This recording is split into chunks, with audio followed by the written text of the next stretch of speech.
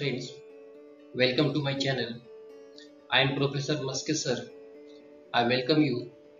Welcome back to my channel Maske sir. So friend, as usual, I request you to subscribe my channel if you are still new to my channel and press the bell icon to get the latest updates from my channel. So friends, in today's video we are going to learn uses of to be able to and to be unable to. की विद्यार्थी मित्रांनो, आजच्या आपल्या या video lesson मध्ये आपण able to चा आणि अनेबल टू चा वापर कशा प्रकारे करायचा, त्याचे नियम काय आहेत, so what are the rules of using able and unable to, हे अगदी डिटेल मध्ये उदाहरणासहित आपण पाहणार आहोत. So let's get started.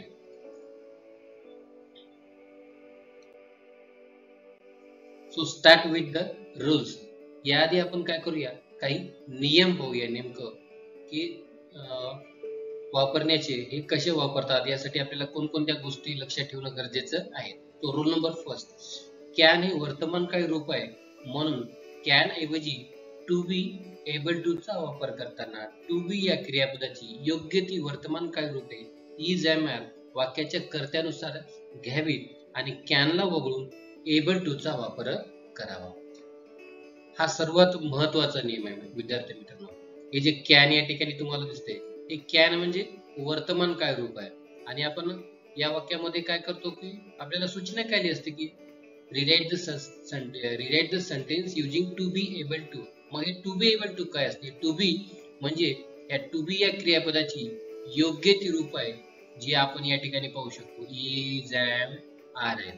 मग कॅनचा वापर करताना काय करावं लागतं आपल्याला, कॅनला काढून वाक्याच्या कर्त्यानुसार योग्य ती ह्या टू बी या क्रियापदाची रूप घ्यायची आणि कॅनला वगळून पुढे एबल टू चा वापर आपण करायचा.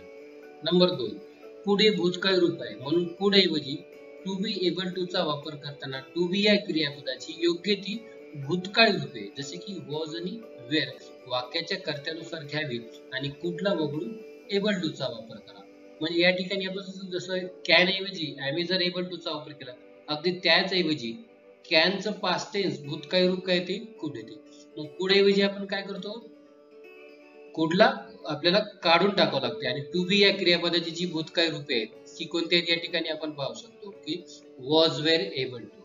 मग कुडला काढायचं आणि त्याऐवजी कर्त्यानुसार वॉज किंवा वेअरचा या दोन्ही जी हेल्पिंग वर्ब्स आहेत टू बी या क्रियापदाची रूप आहेत ती कर्त्यानुसार घ्यायची आणि कुडला काढून त्या ठिकाणी एबल टू चा वापर आपण करावा. पुढे बघूया. हे 2 सर्वात महत्वाचे नियम आहेत.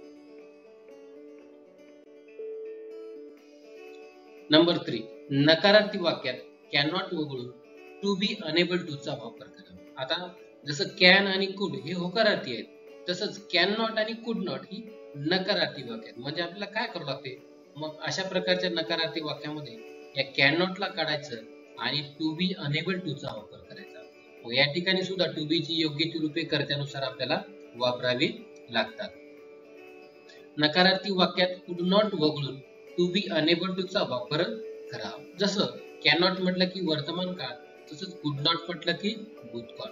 मग जे नियम आहेत, फक्त फरक काय आपल्याला की कॅनॉट असताना आपण टू बी या क्रियापदाची वर्तमान काळ रूपे घेतो, तसंच कुड नॉट म्हणजे भूतकाळ आहे. मग आपल्याला टू बी या क्रियापदाची भूतकाळ रूपे जसे वॉज आणि वेअर ती कर्त्यानुसार काय करावं लागणार आपल्याला घ्यावी लागणार आहेत. कॅनॉट किंवा कुड नॉट असलेले वाक्य नकारार्थी असते, त्यामुळे परीक्षेत मेक इट अफर्मेटिव्ह अशी सुद्धा सूचना असू शकते. सर्वात महत्वाची गोष्ट विद्यार्थी मित्रांनो, मग हे जे कॅन नॉट आहे आणि हे जे कुड नॉट आहे, हे कॅन नॉट आणि कुड नॉट हे नकारार्थी असलेले, हे ज्या वाक्यामध्ये कॅन नॉट आणि कुड नॉट आहे ती वाक्य नकारार्थी आहेत. आणि जेव्हा आपण या वाक्यामध्ये काय करतो टू बी अनेबल टू चा वापर करतो तेव्हा ती वाक्य होकारार्थी होतात. म्हणजे मग तुम्हाला प्रत्येक वेळेस rewrite the sentence using to be unable to किंवा टू बी अनेबल टू अशी येणार नाही, तर कदाचित ती कधी कधी मेक इट अफर्मेटिव्ह अशी सुद्धा येऊ शकतात. त्यामुळे आपल्याला ह्या दोन्ही गोष्टी लक्षात राहणं गरजेचं आहे. मग कॅन नॉट असो का कुड नॉट असो, हे दोन्ही वाक्य नकारार्थी आहेत आणि आपण या वाक्यामध्ये टू बी अनेबल टू चा वापर करतोय, अर्थात आपण ती वाक्य अफर्मेटिव्ह करतोय, होकारार्थी करतोय. त्यामुळे दोन्ही सूचना लक्षात राहणं गरजेचं आहे. पुढचा नियम काय सांगतो, याउलट टू बी अनेबल टू चा वापर असलेले वाक्य होकारार्थी असते, त्यामुळे परीक्षेत सूचना मेक इट निगेटिव्ह अशी सुद्धा असू शकते. तर काय, तर आपल्याला पुन्हा या उलट काय की जसं कॅन नॉट आणि कुड नॉट असलेले वाक्य नकारार्थी असतं, तेव्हा सूचना मेक इट अफर्मेटिव्ह असू शकते. या उलट काय असेल की ज्या वाक्यामध्ये टू बी अनेबल टू चा वापर केला असेल, म्हणजे ते वाक्य अर्थातच होकारार्थी असणार आहे. आणि मग आपल्याला त्याऐवजी काय करायचंय, कुड नॉट किंवा कॅन नॉट चा वापर करायचा. मग त्या वाक्यामध्ये तुम्हाला rewrite the sentence using can not किंवा कुड नॉट असं येणार नाही, तर कधी कधी ते मेक इट निगेटिव्ह असं सुद्धा येऊ शकतं. म्हणजे ह्या सुद्धा दोन्ही गोष्टी तुम्हाला लक्षात ठेवणं गरजेचं आहे. त्यानंतर पुढचा नियम, टू बी म्हणजे टू बी या क्रियापदाची योग्य ती रूपे. आता अनेक जणांना प्रश्न पडतो की टू बी म्हणजे काय, तर टू बी एक क्रियापद आहे आणि त्या क्रियापदाची भूतकाळी आणि वर्तमानकाळी काही रूपे आहेत. जसं भूतकाळी वर्तमानकाळी कोणते आहेत, इज, एम, आर, आणि भूतकाळी कोणते आहेत, तो वॉज आणि वेर. हे आपल्याला लक्षात राहणं गरजेचं आहे. याउलट टू बी एबल टू ऐवजी कॅन किंवा कुडचा वापर. आता जसं आपण कॅन किंवा कुड ऐवजी एबल टू वापरतो, कॅन नॉट किंवा कुड नॉट ऐवजी अनेबल टू वापरतो, याच्या उलटे बदल देखील आपल्याला करता आले पाहिजे. म्हणजे मग काय, टू बी एबल टू ऐवजी कॅन किंवा कुडचा वापर आपण वाक्यानुसार करावा आणि जे काही रिझनेबल जे काही चेंजेस आहेत ते सुद्धा आपल्याला करणं गरजेचं आहे.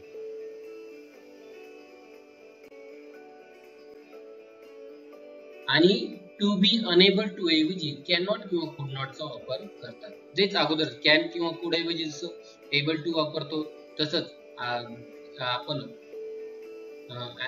एबल टू ऐवजी कॅन किंवा कुड वाक्याच्या काळानुसार, अगदी त्याचप्रमाणे टू बी अनेबल टू ऐवजी आपण वाक्याच्या काळानुसार कॅनॉट किंवा कुड नॉट चा वापर दोन्ही पद्धतीने आपल्याला करता आला पाहिजे.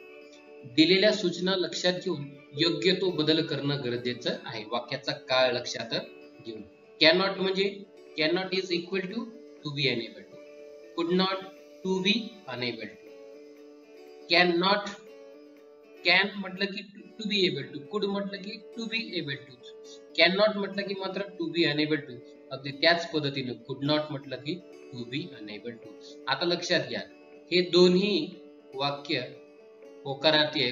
हे दोन्ही होकारार्थीसाठी वापरतो आपण, आणि हे खालचे कॅन नॉट आणि कुड नॉट हे आपण कशासाठी, तर हे नकारार्थीसाठी आपण वापरतो. म्हणजे जसं ह्या भागाऐवजी आपण हा भाग यूज करत आहोत, मग अगदी परीक्षेमध्ये याच्या उलट जर आलं तर हा भाग आला आणि त्याऐवजी आपल्याला कॅन, कुड, कॅन नॉट, कुड नॉट जर वापरण्याची जर सूचना दिली, तर अगदी आपल्याला ते सुद्धा लक्षात, ते सुद्धा करता आलं पाहिजे. आणि पुढे आपण याचा सुद्धा सराव करणार आहोत. कॅन नॉट किंवा कुड नॉट कडून टू बी एबल टू चा वापर करतात, आताच वर सांगितल्याप्रमाणे. आणि कॅन म्हणजेच टू बी एबल टू, दोन्हीचा अर्थ एकच आहे. मग am able to, is able to आणि आर एबल टू. आणि कुड म्हटलं की वॉज एबल टू किंवा वेर एबल टू. जसं टू बी चे रूप आहेत am, is, are, was, were, वर्तमानकाळी आणि भूतकाळी. आता पाहूया आपण प्रॅक्टिस, की जेणेकरून तुमचा तुम्ही हा भाग अधिक चांगल्या पद्धतीनं तुम्हाला समजून जाईल. Sentence number 1, man can express a very wide range of ideas and emotions through speech. आता या ठिकाणी तुम्ही पाहू शकता, या ठिकाणी एक कॅन आलेला आहे बरोबर. आता याचं उत्तर पाहूया आपण. Answer, man is able to express a very wide range of ideas and emotions through speech. आता बघा, आपण कॅनला रिमूव्ह केलेलं या ठिकाणी, आणि कॅन ऐवजी आपण कशाचा वापर केलेला या ठिकाणी, या इज एबल टू. हे to be able to, to be म्हणजे या ठिकाणी मॅन हा एकवचनी करता असल्यामुळे त्यासाठी आपण इज घेतलं. कॅनला काढून त्या ठिकाणी आपण एबल टू चा वापर केलेला आहे. Sentence number 2, tree nesting birds can live only where there are trees. The answer is, tree nesting birds are able to live only where there are trees. आता या ठिकाणी सुद्धा तुम्ही पाहू शकता, हे कॅन आहे आणि एक कॅनला काढून आपण या ठिकाणी able to be able to चा वापर केलेला आहे. वाक्याच्या कर्त्यानुसार टू बी या क्रियापदाचं योग्य ते काळानुसार रूप घेतलेलं आहे. Next,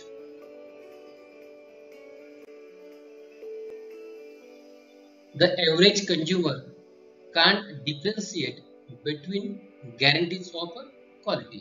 Now the answer is the average consumer is unable to differentiate between guarantees of quality. आता थोडंसं बदललेलं आहे. आपण अगोदरचे जे वाक्य होते आपल्याला ते होकारार्थी होते.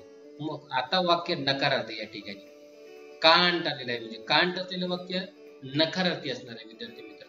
आणि मग आपल्याला यासाठी सूचना डायरेक्टली जरी तुम्हाला सूचना अशी नसेल मग कधी कधी की rewrite the sentence using to be unable to, ह्याऐवजी तुम्हाला संभ्रमात गोंधळात पडण्यासाठी सूचना काय असेल, मेक इट अफर्मेटिव्ह, म्हणजे हे वाक्य तुम्हाला होकारार्थी करायचे. इनडायरेक्टली तुम्हाला या ठिकाणी अनेबल टू चा वापर करावायचा आहे. तर मग आपण या ठिकाणी कॅन नॉटला काढलेला आहे आणि कर्त्यानुसार योग्य ते टू बीचं रूप घेऊन कॅनॉट ऐवजी अनेबल टू चा वापर या वाक्यामध्ये आपण केलेला आहे.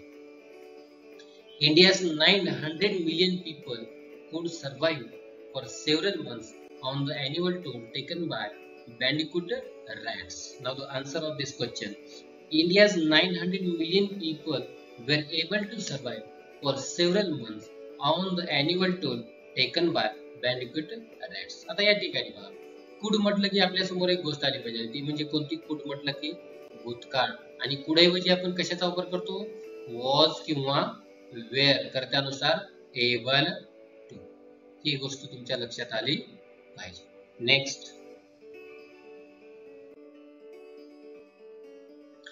द एनिमी कुड नॉट स्पॉट हिम. आता पुन्हा कुड नॉट आलेले आहे. मग कुड नॉट असलेल्या वाक्यासाठी सूचना काय असू शकते, मेक इट अफर्मेटिव्ह. मग आपण या ठिकाणी काय केलेलं आहे, या कुड नॉटला रिमूव्ह केलेलं आहे, वगळलेलं आहे, आणि याच अर्थाचं या ठिकाणी वॉज एबल टू हा शब्द, हे फ्रेज घेतलेला आहे की ज्याचा अर्थ दोन्हीचा एकच आहे, सारखाच आहे. I cannot think of anything, I am unable to think of anything. जसं आता या ठिकाणी कॅनॉट आहे आणि कॅनॉटला काढून आपण या ठिकाणी am is are unable to चा या ठिकाणी वापर केलेला आहे.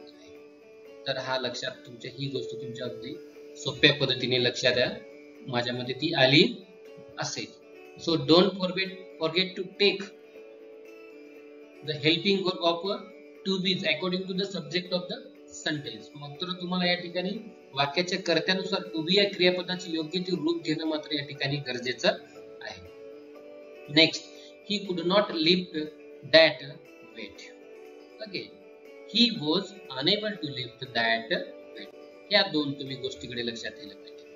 या ठिकाणी कुड नॉट आहे आणि कुड नॉटला आपण रिमूव्ह करून या ठिकाणी वॉज एबल टू चा वापर केलेला आहे. Next sentence, practice 2. आता दुसऱ्या प्रकारची प्रॅक्टिस करूया आपण.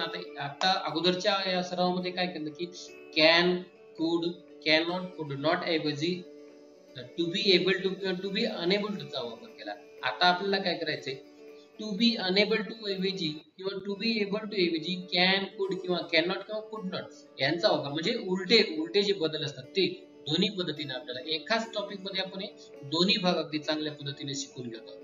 Sentence number 1, I am unable to do this well. आता विद्यार्थी मित्रांनो एक लक्षात घ्या, अगोदरच्या वाक्यामध्ये आपण कॅन ऐवजी am is are unable able to चा वापर केला.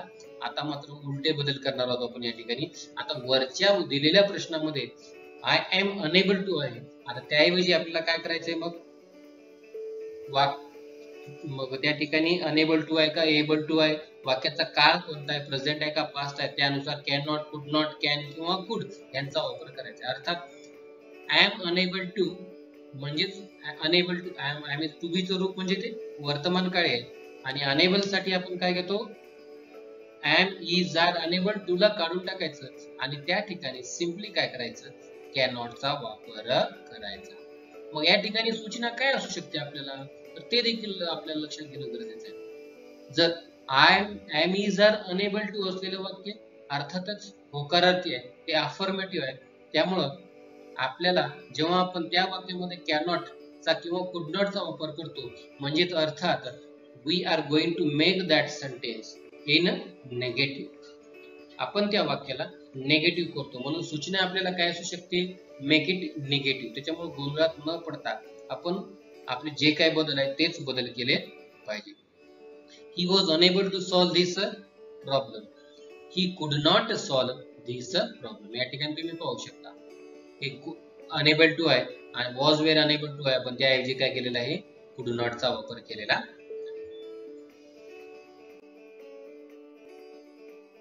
People were unable to understand the way he was speaking in front of them. आता या वाक्यासाठी सूचना काय असू शकते आपल्याला, मेक इट नेगेटिव्ह.